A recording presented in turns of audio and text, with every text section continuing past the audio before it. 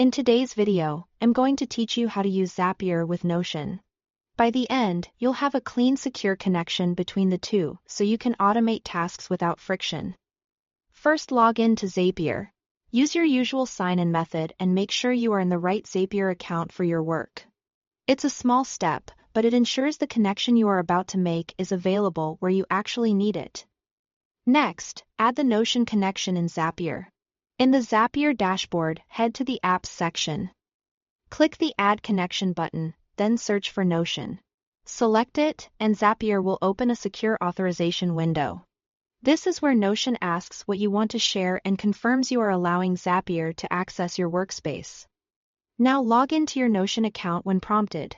If you are already signed in on the web, you'll just see a permissions page. Double-check that the correct workspace is selected, especially if you are part of multiple workspaces. This keeps your automations tidy and prevents data from going to the wrong place. During authorization, explicitly choose the Notion pages and databases you want Zapier to access. Notion requires you to pick exactly what's shared, which is great for privacy and control. Select only the pages and databases you plan to use.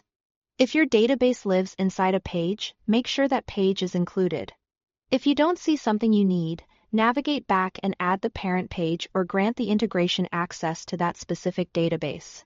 You can always return later to add or remove pages as your workflows evolve. Grant permissions with the right role. To properly connect and manage data, you should be an admin in your Notion workspace. Admins can approve the integration and ensure it has the necessary access. If you are not an admin, contact someone who is to complete the authorization. You can confirm your role in Notion's workspace settings under Members.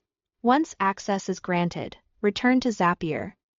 You should now see Notion listed as a connected app in your Apps section, which confirms the connection is live.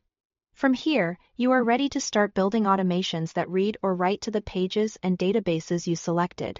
A quick tip: keep your connection secure by sharing only what's needed, and review permissions periodically.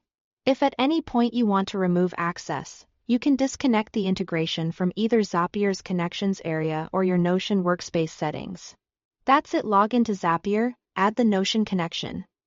Select the right pages, and ensure you have admin permissions. Thanks for watching.